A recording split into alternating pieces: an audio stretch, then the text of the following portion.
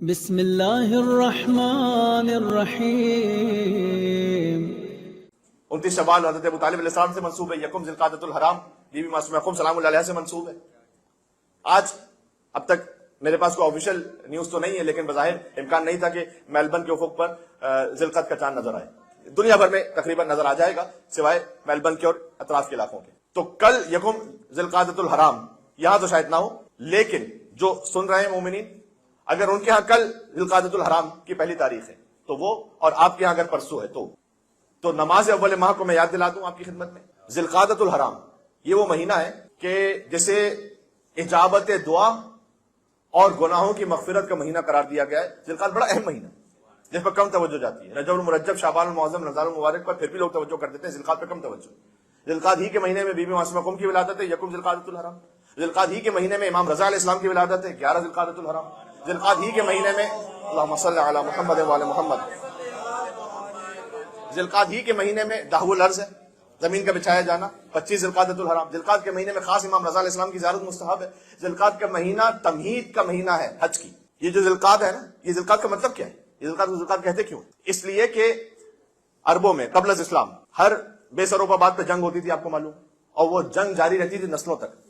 تو جب لڑ کے ایک موقع پر یہ تھک گئے تو نے کہا کہ کوئی تو ریسٹ کر سیز فائر کا مہینہ ہونا چاہیے۔ یہ اسلام سے پہلے کی بات ہے۔ تو انہوں نے کہا کہ کچھ مہینوں کو رکھو جہاں پر جنگ نہ کریں ہم ایک دوسرے سے۔ قیام و قعود، قعود کہتے ہیں بیٹھنے کو، قیام کہتے ہیں کھڑے ہونے کو۔ ذی القعدہ اسی قعود سے بیٹھنا۔ نماز کا ایک ذکر آپ کو یاد دلاؤں، میرے ساتھ پڑھیں گے، بحول اللہ وقوتی اقوم واقعد۔ اقعد اسی قعود سے، اسی ذی القعدہ سے۔ بحول اللہ وقوتی، اللہ کے حول، اللہ کی طاقت، اللہ کی عظمت سے۔ بحول اللہ وقوتی اقوم، میں کھڑا ہوتا ہوں، واقعد اور بیٹھتا ہوں۔ اس لیے کھڑے ہوتے وہ ذکر مستحب ہے۔ نماز میں جو ذکر مستحب ہے کہ جب آپ رکعت سے کھڑے ہو رہے ہوتے ہیں، بحول اللہ وقوتہ اقوم واقعد، اس کا مطلب یہ ہے کہ اللہ کی قوت ہی سے میں قیام کرتا ہوں، اللہ ہی کی قوت سے بیٹھتا ہوں۔ جب آپ تشہد کی حالت میں بیٹھے ہیں اسے قعود کہتے ہیں، جب آپ قیام کی حالت میں اسے قیام کہتے ہیں۔ ذی القعدہ یعنی بیٹھنے والا مہینہ۔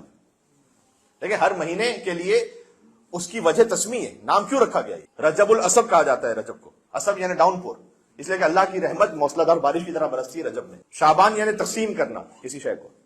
حضور نے فرمایا کہ یہ یتشع فیہ ارزاق المومنین، اللہ مومنین کا رزق شعبان میں تقسیم کرتا ہے، اس لیے سے شعبان کہا جاتا ہے۔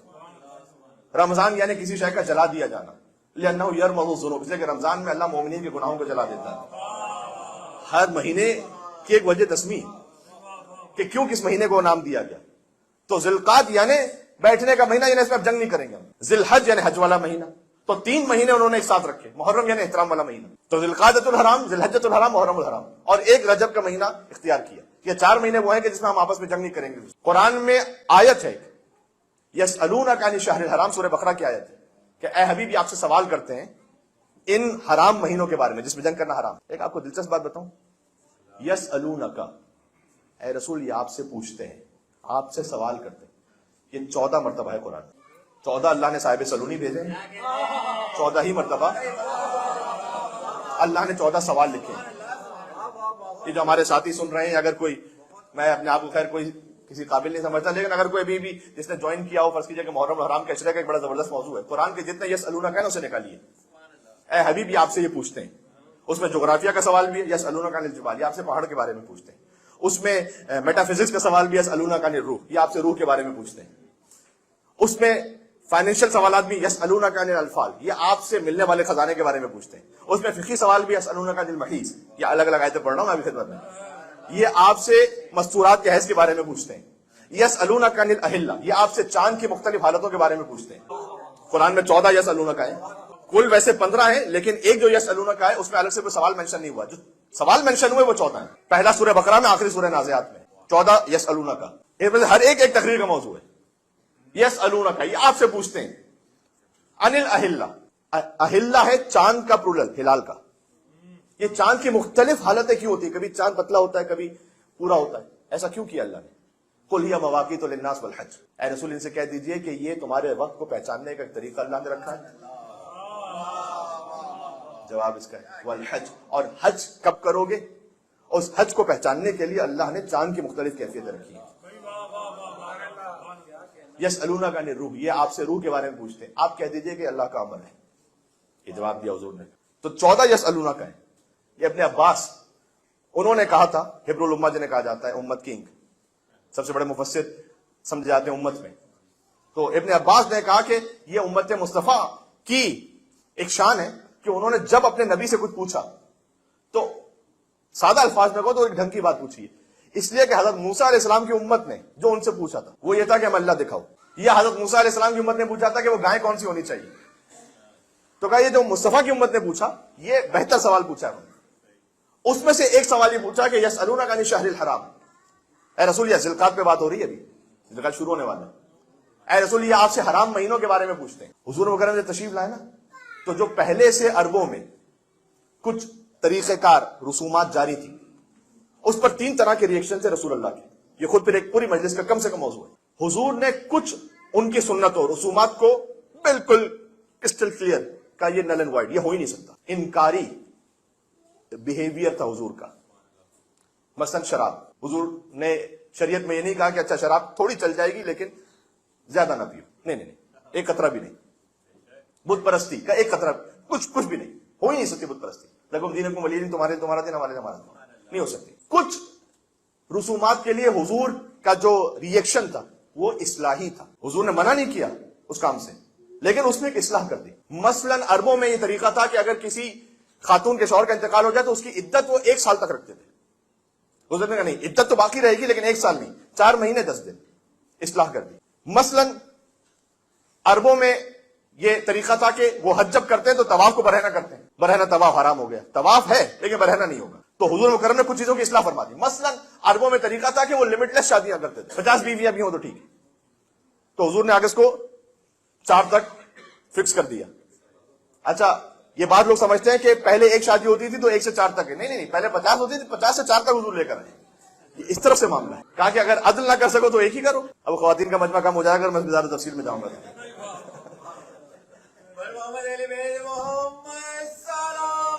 اللہم صلی علی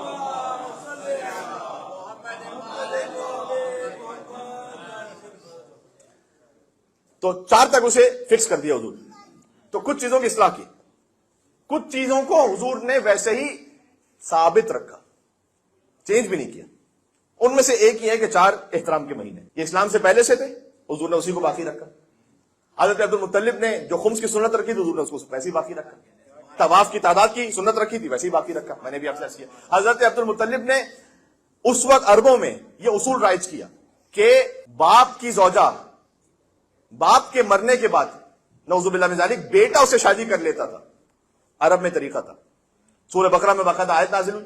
حضرت عبد المطلب نے یہ منع کیا تھا کہ جو ایک مرتبہ باپ کے ازدواج میں آ گئی اب بیٹا اس سے شادی نہیں کر سکتا. جو حضرت عبد المطلب کی سنت تھی وہ رسول اللہ نے جاری رکھی. تو حضور کے جو بیہیویئرز ہیں اس میں کچھ ہیں انکاری، کچھ ہیں اصلاحی، کچھ ہیں اثباتی. ان میں سے ایک ہے یہی حرام مہینے یعنی احترام والے مہینے. یہ اسلام سے پہلے سے. تو ذوالقعدۃ الحرام، ذوالحجۃ الحرام، محرم الحرام، رجب المرجب. تو ذوالقعدہ کے ایک تو یہ احترام ہے. تو آپ اس میں اس مہینے میں خاص تاکید ہے کہ سبحان اللہ والحمدللہ ولا الہ الا اللہ واللہ اکبر کے ذکر کو کثرت کے ساتھ پڑھیں. تو آپ اس بات کو یاد رکھیں. اس میں اس بات کی خاص تاکید ہے کہ آپ صلوات کو کثرت کے ساتھ بھیجیں. امام رضا علیہ السلام کی زیارت کریں، مل کے صلوات بھیجے گا. نام علی بن موسیٰ رضی اللہ صلی علی محمد وعلی محمد.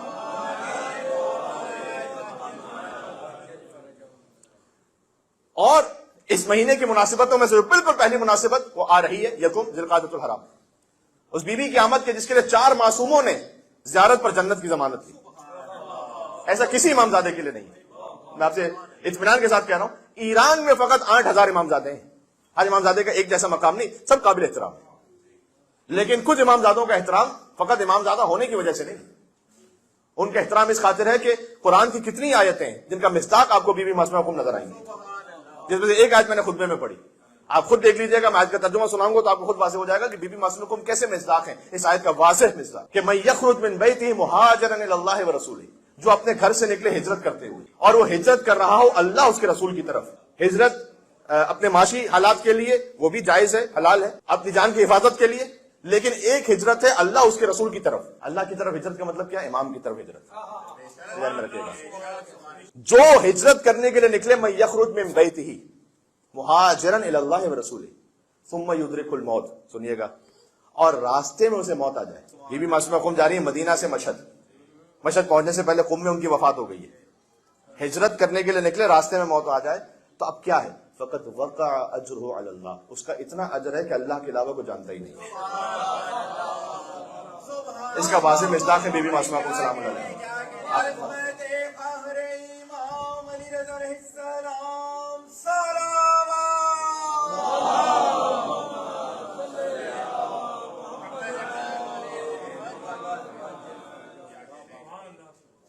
بی بی معصومہ قم نے ہجرت فرمائی ہے. بی بی معصومہ قم کا مقام فقط امام زادہ ہونے کی وجہ سے نہیں, ان کا مقام ان کے علم کی وجہ سے, ان کے محدثہ ہونے کی وجہ سے. امام موسیٰ کاظم علیہ السلام کی اولادوں میں اگر آپ تاریخ کی میجر کتابوں میں دیکھیں تو مثلا بعض اولادوں کا ذکر آپ کو ہر کتاب میں ملے گا کہ یہ امام موسیٰ کاظم کی اولاد تھی. مثلا امام رضا, بعض اولادیں ایسی ہیں کہ جن کا ذکر آپ کو فقط ایک کتاب یا 2 کتابوں میں ملے گا, لیکن بہرحال کتابوں میں ہے کہ یہ بھی امام موسیٰ کاظم کی اولاد میں سے.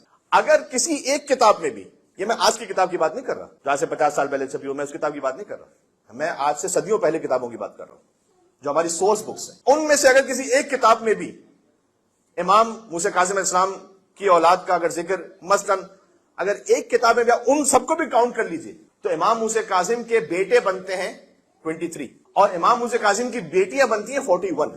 مشہور ہے بیٹوں بیٹیوں کو ملا کر 37 یا 38, لیکن اگر کسی ایک کتاب میں بھی ذکر آئے اسے بھی آپ شامل کر لیجئے تو 23 بیٹے 41 بیٹیاں. آپ ذرا غور کیجئے گا, میں آپ سے ایک سائیکولوجیکل پوائنٹ کر رہا ہوں کہ ہمارے ذہن میں فقط ایک بات ہے کہ بی بی معصومہ قم نے امام رضا علیہ السلام یعنی بھائی کی خاطر عزت کی. اگر ہم 41 بیٹوں کو مانیں امام موسیٰ کاظم کے, یعنی امام رضا علیہ السلام کے علاوہ 40 اور 23 بیٹوں کو مانیں تو امام رضا علیہ السلام کے علاوہ 22 اور بیٹے ہیں. یعنی امام رضا کے علاوہ بی بی معصومہ قم کے 22 اور بھائی ہیں جو مدینہ ہی میں رہتے ہیں. مدینہ میں 22 بھائیوں کے ہوتے ہوئے ایک بھائی کے لیے ہجرت کرنا, جس کا ایک ہی بھائی ہو نا, وہ بہن جا رہی ہے مجھے بھائی سے ملنا ہے, لیکن جس کے 23 بھائی ہیں اور 22 بھائی ان کے پاس ہیں, فقط ایک بھائی دور ہے اور یہ بی چلے, یہ بھائی کے لیے فقط نہیں جا رہے, یہ حجت خدا کی زیارت کے لیے جا رہے ہیں. یہ بات سمجھیے گا, یہ بی بی معصومہ قم سلام اللہ علیہ کی اس عظمت کو سمجھیے گا کہ حجت خدا کے احترام میں جا رہی ہے. بی بی کی دنیا میں آمد سے کم 25 سال پہلے امام جعفر صادق نے, جو بی بی معصومہ قم ان کے دادا ہوتے ہیں, امام جعفر صادق نے 25 سال پہلے کم سے کم, مطلب بعض جگہوں پہ لکھا 45 سال پہلے, ابھی بی بی دنیا میں تشریف نہیں لائی اور کہا تھا کہ ہم اہل بیت کا حرم قم ہے, وہاں ہمارے جسم کا ایک حصہ دفن ہوگا. امام رضا علیہ السلام نے جب ان کے پاس ملنے کے لیے کچھ لوگ آئے تھے, جب بی بی کی وفات ہو چکی تھی اور وہ قم والے تھے, تو امام نے کہا کہ ایک حق ہے ہمارا تم پر کہ ہمارے وجود کا ایک حصہ تمہارے پاس ہے, جن کے لیے امام صادق, امام موسیٰ کاظم, امام رضا, امام تقی الجواد, 4 معصوموں نے فرمایا کہ جو زیارت کرے جنت واجب. جن کی زیارت کے لیے پہلے تاکید ہے کہ آپ تسبیح پڑھیں, خود زیارت کا حصہ ہے. امام رضا نے فرمایا کہ 34 مرتبہ اللہ اکبر اس ترتیب میں ہے کہ پھر 33 مرتبہ سبحان اللہ, پھر 33 مرتبہ الحمدللہ, یعنی 100 مرتبہ ذکر خدا کر کے اپنی زبان کو پاک کرو, اس لائق بناؤ کہ بی بی معصومہ قم کو سلام کر سکو. پھر ذریعہ مدار کے سامنے کھڑے ہو اور سلام کرو, السلام علی آدم صفوت اللہ, بالکل زیارت وارثہ جیسی زیارت. یہ معصوم علیہ السلام کا خاصہ ہے کہ اس خاص کیفیت میں زیارت ارشاد فرمائی. میں بات کو بس سمیٹ رہا ہوں, اختتام کر رہا ہوں. تو پھر اس بی بی کے لیے زیارت میں خاص جملہ ہے کہ فَإِنَّ لَكَ عِندَ اللَّهِ شَأْنًا مِنَ الشَّأْنِ, کہ آپ کی تو ایک خاص ہی شان ہے اللہ کے نزدیک.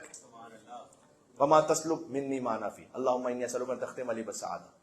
پروردگار میں دعا کر رہا ہوں بی بی معصومہ قم کی زیارت میں جملہ ہے کہ تو میرا اختتام سعادت کے ساتھ کرنا. وَلَا تَسْلُبْ مِنِّي مَا أَنَا فِيهِ, اور جو تو نے مجھے نعمت دے دی اسے واپس نہ لے لینا. مولا علی نے امام حسن سے کہا تھا کہ کسی سعید کو دیکھو یعنی سعادت مند کو, تو یہ نہ سمجھ لینا کہ اس کا اختتام بھی سعادت کے ساتھ ہوگا, ابھی نہ سمجھنا.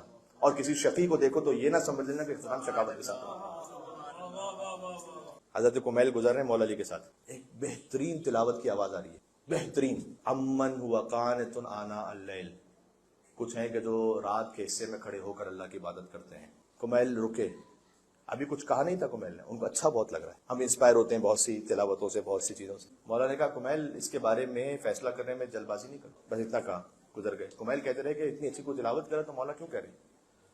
نہروان کا واقعہ ہوا, لاشیں بہت سے پڑے ہوئے تھے.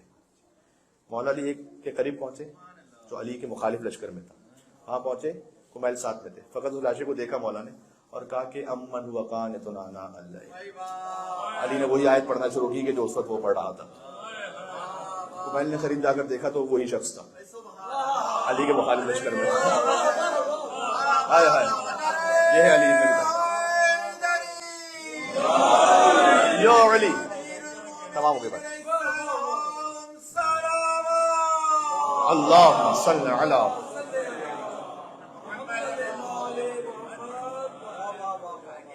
تو خوش نصیب ہے وہ افراد کہ جن کا اختتام سعادت پر ہو، اور خوش نصیب ہے وہ کہ جنہیں اللہ سبحانہ وتعالیٰ نے بیٹی عطا کی، جن کی پہلی اولاد بیٹی ہے، خاص طور پر ان کے لیے. یہ میں آپ سے عرض کروں. اللہ اکبر. اب میں اس تفصیل پہ جاؤں گا تو پھر مجھے کم سے کم 10-15 منٹ چاہیے، لیکن آپ قرآن میں دیکھیے گا جہاں اللہ نے دو چیزوں کی بات کی ہے نا، اس میں جو زیادہ اہم ہے اس کی بات پہلے کی ہے. مثلا ان الصفا والمروہ من شعائر اللہ. دو پہاڑیاں ہیں، یعنی کہ ان المروہ والصفا، جو کہ صفا سے شروع ہوگی. صحیح بات واضح ہو رہی. هل يستوي الذين يعلمون والذين لا يعلمون. کیا علم رکھنے والے اور علم نہ رکھنے والے برابر؟ تو پہلے علم رکھنے والوں کی بات کی. جہاں کمپیریزن ہے نا، وہاں جو پہلا اللہ سبحانہ وتعالیٰ نے مورد ذکر کیا ہے وہ زیادہ احترام والا ہے. اب ذرا جملہ سنیے گا سورہ شورا میں، یہب لمن یشاء اناثا. اللہ جسے چاہتا ہے بیٹیاں عطا کرتا ہے. وَيَهِبُ لِمَن يَشَاءُ الذُّكُورَ. اور اللہ جسے چاہتا ہے پھر بیٹا عطا کرتا ہے. پہلے بیٹی کا ذکر کیا. اللہ جسے چاہتا ہے بیٹی عطا کرتا ہے، پھر کہ اللہ جسے چاہتا ہے بیٹے عطا کرتا ہے. لہذا فرمایا کہ میں اس بارے میں پورا واقعہ بھی آپ کو سنا سکتا ہوں، تاریخ سے بھی کچھ چیزیں سنا سکتا ہوں. حضرت اسماء بنت امیس جب واپس آئی تھی حبشہ سے 14 سال وہاں رہنے کے بعد، جب واپس تشریف لائیں تو حضرت اسماء بنت امیس سے عورتوں نے، مدینہ کی عورتوں نے پوچھا تھا کہ ایک سوال تو پوچھیے گا آپ رسول اللہ سے. وہ یہ کہ قرآن میں جو زیادہ تر ذکر ہے وہ مردوں کے بارے میں زیادہ ہے. جو ورڈ ذکر ہوا ہے یا ایھا الذین آمنوا، آمنو ایمان رکھنے والے مرد، مراد عورتیں بھی ہیں ساتھ میں، لیکن آمنو کا لفظ ذکر ہوا ہے. مومنوں کا لفظ، مومنات کا یہاں پر نہیں ہے. مثلا رجال لا تلہیہم تجارت. کچھ ہیں مرد ایسے کہ جنہیں تجارت اللہ کی یاد سے غافل نہیں کرتی، جس میں مستورات بھی شامل ہیں، لیکن خطاب کیا گیا مرد کے صیغے سے. تو ایسا کیوں ہے؟ تو بی بی اسماء بنت امیس جب پہنچی رسول اللہ کے پاس تو اس وقت اللہ نے آیت نازل کی تھی سورہ احزاب کے آیت نمبر 35. دیکھیں مرد اور عورت، اس میں اللہ سبحانہ وتعالیٰ نے کچھ کمالات عورتوں کا تاکہ جو مرد کے پاس نہیں. جنت ماں کے قدموں تلے. حدیثوں میں کتنا ایسا آیا ہے کہ اگر کسی کی طہارت کو بیان کرنا ہو تو کسی نے مثلا حج کر لیا تو ویسا کہ جیسے ابھی ماں کے شکم سے متولد ہوا ہو. باپ کا ذکر نہیں ہے، ماں کا ذکر ہے. اس لیے حضور مکرم نے فرمایا کہ اسی وقت آیت نازل ہوئی سورہ احزاب کے آیت نمبر 35 کہ ان المسلمین والمسلمات والمؤمنین والمؤمنات والقانتین والقانتات والصابرین والصابرات والصابرین والصادقین والصادقات والصائمین والصائمات والمتصدقین والمتصدقات والحافظین فروجهم والحافظات والذاکرین اللہ کثیرا والذاکرات اعد اللہ لهم مغفرۃ واجرا عظیما. 10 صفت اللہ کے یہاں برابر ہے. ایمان رکھنے والے مرد، ایمان رکھنے والی عورتیں. صدقہ دینے والے مرد، صدقہ دینے والی عورتیں. روزہ رکھنے والے مرد، روزہ رکھنے والی عورتیں. اپنی عفت کی حفاظت کرنے والے مرد، عفت کی حفاظت کرنے والی عورتیں. اللہ کا ذکر کثیر کرنے والے مرد، اللہ کا ذکر کثیر کرنے والی عورتیں. تو یہ آیت خاص نازل ہوئی. ایک کتاب ہے جاذبہ قرآن، قرآن کیسے اٹریکٹ کرتا ہے، آگے کریم جہرمی کی کتاب ہے. اس میں انہوں نے کچھ واقعات لکھے ہوئے. اس میں سے ایک واقعہ انہوں نے جاپان کا لکھا کہ کومورو نام کا ایک شخص، وہ خود تو مومن ہو گیا تھا، بدھسٹ تھا، مومن ہو گیا. تو اس نے آ کر ایک شیعہ وہاں پر انجینئر رہتے تھے، ان سے یہ کہا کہ میں تو مومن ہو چکا ہوں لیکن میری بیٹیاں، میں نے ان کو بڑا سمجھایا، وہ بات کو مان لیتی ہیں، لیکن بہرحال ان کے دماغ میں ایک شبہ ہے کہ اسلام نے عورتوں کے لیے کیا کوئی خاص مقام اور احترام رکھا ہے یا نہیں رکھا، ان کے ذہن میں ڈاؤٹ ہے. تو وہ انجینئر کہتے ہیں کہ میں تو خود اتنا پڑھا لکھا نہیں تھا، میں کیا کہتا، بس مجھے یہ واقعہ یاد تھا. تو میں نے ان سے کہا کہ آپ اپنی بیٹیوں کو سورہ احزاب کے نمبر 35 سنائیے گا. ایمان رکھنے والے مرد، ایمان رکھنے والی عورتیں. اسلام لانے والے مرد، اسلام لانے والی عورتیں. صداقت والے مرد، سچ بولنے والے مرد، سچ بولنے والی عورتیں. صبر کرنے والے مرد، صبر کرنے والی عورتیں. یہ واقعہ، یہ آیت سنائیے گا. بہرحال اللہ نے سورہ نساء رکھا ہے، قرآن نے سورہ رجال نہیں.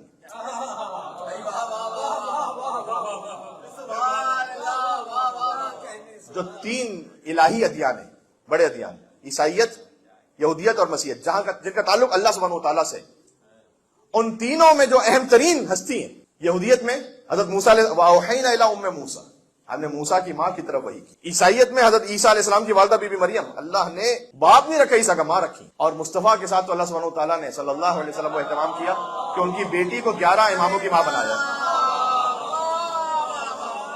ایک بیٹی جو 11 اماموں کی ماں ہے. ابھی حدیث کے ساتھ میں بڑی فاطمہ تو ابوہا و بعلہا و بنوہا. اس لیے جنہیں اللہ سبحانہ وتعالیٰ نے بہرحال بیٹی عطا کی، انہیں خاص اللہ نے ایک نعمت عطا کی. اس نعمت کے لیے حدیث میں امام نے فرمایا کہ البنون نعم، بیٹے نعمت ہے، والبنات حسنات. ہمارے ہاں اس طرح سے مشہور ہے کہ بیٹے نعمت اور بیٹی رحمت، لیکن حدیث میں آیا ہے، حدیث میں اس سے زیادہ بہتر جملہ ہے، بیٹے ہیں نعمت اور بیٹیاں ہیں نیکیاں.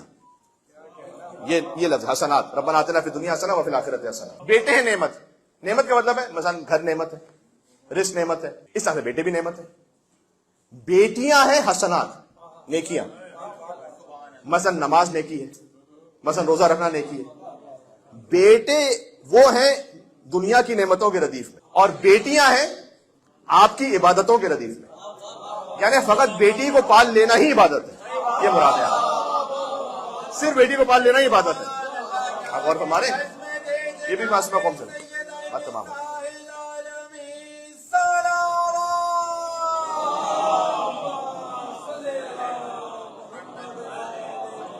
تو یہ ایک دو اہم میسیجز ہو گئے ذوالقعدۃ الحرام کے حوالے سے، خود بیٹیوں کی ایک نعمت کے حوالے سے، اور بی بی معصومہ قم ان کا مقام، ان کے علم، ان کی ہجرت، ان کے محدثہ ہونے کے سبب، ان کی زیارت پر جنت واجب ہونے کے سبب، ان کی قبر سے کرامات ظاہر ہونے کے سبب. کرامت اور معجزے میں فرق یہ ہوتا ہے کہ جو زندگی میں ظاہر ہو وہ معجزہ ہے، جو زندگی کے بعد ظاہر ہو وہ کرامت ہے. یہ ذہن میں رکھیے گا. معجزہ ایسا نہیں کہ فقط نبی سے مخصوص ہے. امام رضا علیہ السلام بھی کچھ دکھائے تو معجزہ ہے، بعد میں امام رضا کی ذریعے سے کچھ ظاہر ہو وہ کرامت ہے. یہ فرق سمجھ میں آ گیا آپ کو؟ آیت اللہ مرشد نجفی 70 سال تک جاتے ہیں بی بی معصومہ قم کے حرم میں سب سے پہلے ظاہر صبح کو. تو ایک مرتبہ حرم بند ہو جاتا تھا جب رات کو 12 بجے، تو ابھی خواب میں بی بی معصومہ قم سلام اللہ علیہا کہ آیت اللہ مرشد نجفی سے کہا تھا، یہ نجیب الطرفین سید ہیں، کہا اٹھو اور پہنچو حرم. تو کہتے ہیں کہ میں نے اٹھتے ہوئے یہ سوچا کہ بی بی کا اگر حکم آیا ہے مجھے تو ابھی تو نماز شب میں بھی دیر ہے، جس وقت کے لیے میں جاتا ہوں اتنا جلدی کیوں بھیج رہی بی بی. اور کہتے ہیں جب میں وہاں پہنچا تو یہ میں آپ کو اس لیے سنا رہا ہوں کہ پاکستان سے، آیت اللہ مرشد نجفی نے لکھا ہے کہ پاکستان سے آیا وہ ایک کاروان تھا کہ جو شدید سردی میں بی بی معصومہ قم کے حرم کے باہر شدید سردی سے ڈٹر رہا تھا، اور ان کے پاس گرمی کے کوئی وسائل نہیں تھے، اور بی بی نے بھیجا اس لیے تھا کہ حرم کھولو تاکہ میرے زائرین وہاں اندر حرم میں جا سکیں، سردی سے بچ سکیں. یہ ہے بی بی کی کرامت. ایک عجب ہی وہاں پر مہمان نوازی، اسی لیے ہے کریم اہل بیت. ارے کریم اہل بیت امام حسن علیہ السلام ہے، کریم اہل بیت بی بی معصومہ قم سلام اللہ علیہ. ان قبر کے در مدینے شد گم، پیدا شد در مدینہ قم. وہ قبر کے جو مدینہ میں گم ہوئی تھی وہ قم میں آ کر آباد ہوئی. بی بی فاطمہ زہرا کی قبر مدینہ میں گم ہے لیکن وہ قبر قم میں آ کر آباد ہے. تو عزیزوں، موقع مل سکے تو ذوالقعدہ کے مہینے میں ایک مرتبہ بی بی معصومہ قم سلام اللہ علیہ کی زیارت بھی پڑھیں. میں مختصر زیارت یہاں پر آپ کی نیابت میں پڑھ دیتا ہوں کہ السلام علیکم یا بنت ولی اللہ، یا اخت ولی اللہ، یا عمت ولی اللہ. سلام اس بی بی پر کہ جو ولی اللہ کی بیٹی ہیں، ولی اللہ کی بہن ہیں، ولی اللہ کی پھوپھی ہیں. یہ بی بی کی زیارت کے الفاظ ہیں، اس سے بہتر زیارت ممکن نہیں ہے. سلام اس بی بی پر کہ جو موسی کاظم کی بیٹی ہیں، امام رضا کی بہن ہیں، امام جواد کی پھوپھی. بی بی معصومہ قم کے امامت سے وہی رشتے بی بی زینب سلام اللہ علیہا کے آپ جانتے ہیں. تو سلام اس بی بی پر، السلام علیکم یا بنت ولی اللہ، یا اخت ولی اللہ، یا عمت ولی اللہ. السلام علیکم یا بنت موسیٰ بن جعفر، یا فاطمہ اشفعی لی فی الجنہ فإن لک عند اللہ شأنا من الشأن. اے بی بی آپ جنت میں ہماری شفاعت فرمائیے گا، اس لیے کہ آپ کا خاص الخاص مقام ہے اللہ سبحانہ وتعالیٰ کے نزدیک. اللہم انی اسألک ان تختم لی بالسعادہ. پروردگار میں تجھ سے سوال کرتا ہوں کہ میرا اختتام سعادت کے ساتھ ہو. ولا تسلب منی ما انا فی ولا حول ولا قوۃ الا باللہ العلی العظیم. یہ بی بی کی زیارت کے آخری الفاظ تھے، وہ میں نے آپ سب کی نیابت میں پڑھ دیے تاکہ کم سے کم شب جمعہ بی بی کی زیارت ہماری ہو جائے. اور پھر امام رضا علیہ السلام کی ایک زیارت آپ کو جب بھی ذوالقعدہ میں موقع ملے، خاص تاکید ہے امام رضا علیہ السلام کی زیارت کی ذوالقعدہ میں. ظاہر ہے کہ وہاں حرم تک نہ پہنچ سکیں تو آپ اپنے مقام ہی سے اللہم صلی علی علی ابن موسیٰ الرضا المرتضی الامام التقی النقی وحجتک علی من فوق الارض ومن تحت الثری صدیق الشہید صلاۃ کثیرۃ تامۃ ذاکیۃ متواصلۃ متواترۃ مترادفۃ کافضل ما صلیت علی احد من اولیاء. یہ ایک مختصر زیارت امام رضا علیہ السلام کی، اس کو آپ پڑھ لیجئے. اور السلام علیکم یا غریب الغربا یہ کہہ کر سلام کرنا چاہیں تو اسی طرح سلام کر لیجئے. بہرحال ضرور امام رضا علیہ السلام کو بھی ایک سلام ضرور کیجئے زیارت کی نیت سے، باقاعدہ ایسے ہی سرسری نہیں، باقاعدہ یہ کہ ہم ذوالقعدہ کے مہینے میں امام رضا کی زیارت پڑھیں، اس نیت سے امام رضا کو سلام اس ماہ میں. تو ذوالقعدہ کے اعمال آپ تک پہنچ گئے. سبحان اللہ والحمدللہ ولا الہ الا اللہ واللہ اکبر کثرت کے ساتھ کہیں، درود کثرت کے ساتھ پڑھیں.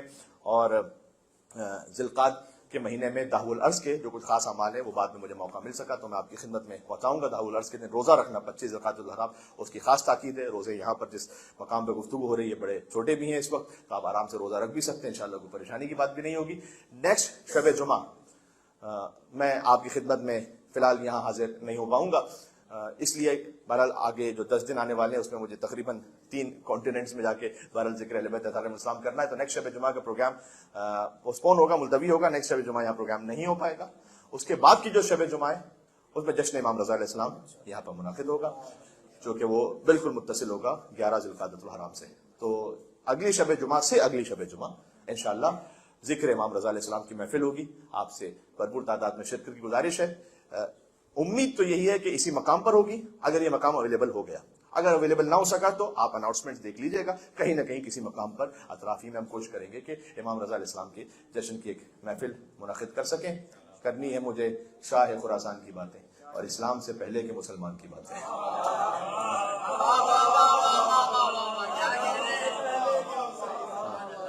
باقی سارے اسلام کے بعد کے مسلمان، اسلام سے پہلے کے مسلمان کی باتیں،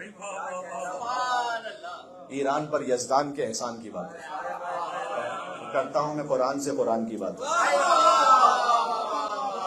میں چاہتا ہوں کہ آپ ایک نعرہ حیدری کی صدا بلند کر دیں گے تو اس جشن کا اختتام ہو جائے گا۔ بیچ پڑھنے لگا ہوں، کرتا ہوں میں قرآن سے قرآن کی باتیں، کچھ اس لیے بھی مجھ پہ مہربان جلی ہے، کچھ اس لیے بھی مجھ پہ مہربان جلی ہے، اور موضوع سخن اپنے زمانے کا علی۔ تمام ہو گئے مل کے